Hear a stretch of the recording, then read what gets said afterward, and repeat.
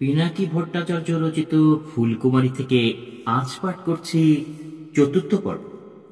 বেহেশতি সবজি।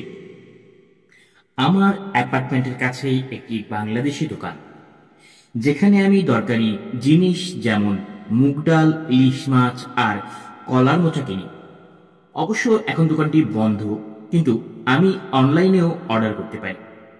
এই দোকানটি আমি পছন্দ করি, তার কারণ হলো আমি ওয়েবসাইটে আমার ক্রেডিট কার্ডের তথ্য দিতে চাই না। এমনকি দেশেও এই কাজ করিনি আমি। তবুও পছন্দ হোক বা না হোক, মহামারীতে অনলাইনে কেনাকাটা বেড়ে গেছে। আমাদের অনলাইনে কেনাকাটা করতে বাধ্য করা হচ্ছে। পণ্যগুলো শুধু ছবি হিসেবে দেখা যাচ্ছে, হাতে পাওয়ার আগে সেগুলোকে ছোঁয়াও যায় না, অনুভবও করা যায় না। তবে পণ্যগুলো একমাত্র জিনিস নয় যেগুলো আমরা ইন্টারনেটের মাধ্যমে স্পর্শ করতে পারি না। একই কথা আমাদের ইতিহাস এবং সংস্কৃতির ক্ষেত্রেও প্রযোজ্য। যখনই আমি ছোটবেলায় বগুড়ার বাজারে যেতাম, যেসব দোকানি আমার পরিবারকে জানতেন তারা খুব আদর করতেন আমাকে। 50 বছর আগে এই তিলোত্তমা শহর কেমন ছিল তার কিচ্ছা শোনাতেন। প্রাচীন কোনো শিল্পীর মমতায় আমার মানসপটে ছবি আঁকতেন এই পুরনো গন্ধের নগরটি। এক যুগ আগেও যেখানে রাস্তা ছিল স্মৃতির মতো নিঃসঙ্গ প্রায়, অল্প কিছুদিন মানুষের আনাগোনা, পণ্যের প্রাচুর্য এবং জীবন ছিল সাদাময় ও আনন্দময়। তারা আমাকে কিছু সবজির নাম বলতেন যা সেখানে সহজেই পাওয়া যেত, কিন্তু এখন সেগুলো বিলীন অমান। তার সবচেয়ে প্রিয় গল্প ছিল আমার দাদুকে নিয়ে, কিভাবে তিনি প্রতিদিন স্কোয়াশ কিনতেন। আমি জীবনে কখনো স্কোয়াশ দেখিনি, তাই আমি দোকানিকে জিজ্ঞেস করলাম স্কোয়াশ কি। জবাব দিতে গিয়ে তিনি নিজেও খেয়াল করলেন বহু আগেই এই সবজি বাজার থেকে হারিয়ে গেছে। যখন তিনি আমাকে স্কোয়াশ দেখতে কেমন তা বর্ণনা করতে চেষ্টা করছিলেন, তখন আমার শিশু মনে এটি এমন একটি বিশেষ উদ্ভিদ পরিণত হয়েছিল এক বেহেশতি ফল, গোলাকার এবং সোনালী, ঠিক একটি কমলার মতো। তবে এটা আলাদা করার জন্য সবুজ দাগ ছিল। প্যারিসে এসে প্রথমবার জুকুনি দেখার পর আমি বুঝতে পারলাম যে এটি ছিল সেই স্কোয়াশ বা আমার দাদু ভীষণ পছন্দ করতেন। এবং যখন সেই সবজি আমার নিজের খাবারের মেনুতে ঢুকে গেল, তখন এক অবাক শিশুকে বলা বুড়ো দোকানের সেই সাধারণ কিচ্ছাটি আমার দাদু ও আমার সত্তার সেতু তৈরি করে দিল। চিরকালই মানুষের খায়েশ ছিল একে অপরের সাথে যোগাযোগের ও বিনিময়, সেটা কোনো খেদমতের বিনিময় হোক বা খাদ্যের বিনিময় হোক। মার্কেসের কাছে বিনিময় ধারণা ছিল অর্থনৈতিক লেনদেনের চাইতেও বেশি কিছু। এটি পরস্পরের সমস্ত ধরনের বিনিময়কেই একটা করেছিল, হাটবাজার থেকে শুরু করে জীবনের অমোঘ সৃষ্টি পর্যন্ত। আর এ কারণেই লেনদেনের গভীর ইচ্ছাকে যখন দমন করা হয়, তখন তা দোজকের শান্তির চাইতেও তীব্র হয়ে ওঠে। এর ক্রূর উদাহরণ হলো জেলখানা। আমাদের ইতিহাস নির্বাসন, সমাজচ্যুতি ও একঘরে করার ইতিহাসে ভরা, যেখানে নিজের সম্প্রদায় থেকে নির্বাসিত হওয়া জেলে বসে মরণের সবুর করার চেয়েও নির্দয় ঘটনা। চিন্তাশীল জীবনযাপনে বিশ্বাস করতেন সক্রেটিস। তিনি বলেছিলেন, আজাদী ও সুকুনের প্রকৃত মূল্য কেবল তখনই উপলব্ধি করা যায় যখন আমরা সেগুলোকে হারাই।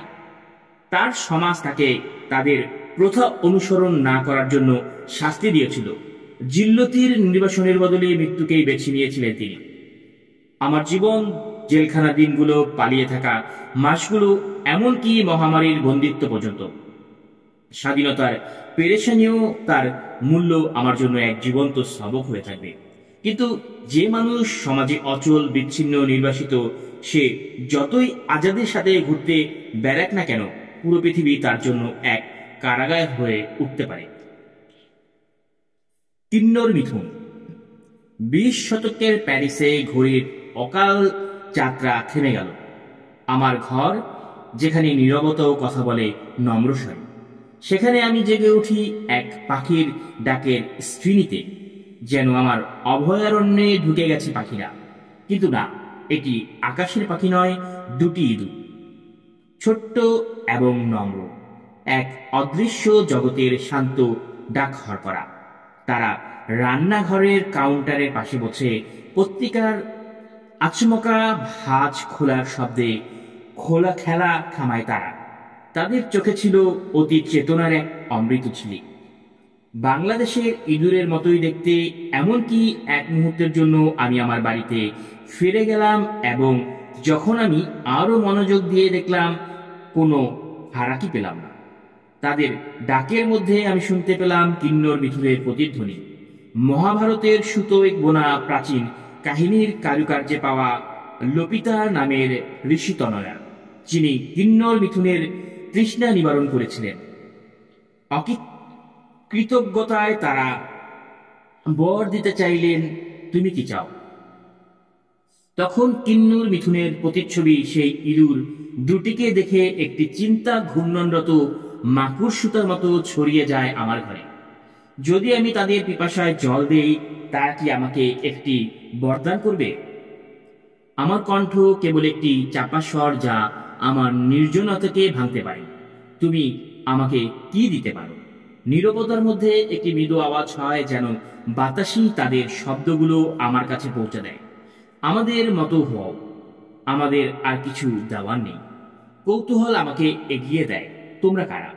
কোমল বাতাসের মধ্যে ঝরা পাতার রিনিঝিনি শব্দে ভেসে আসে, আমরা ধ্রুপদী প্রেমী, অভিন্ন অস্তিত্বে বিরাজমান, সন্ততিবিহীন, কালের শেষাবধি পরস্পরে অনুরত, তৃতীয় সত্তাহীন যুগল।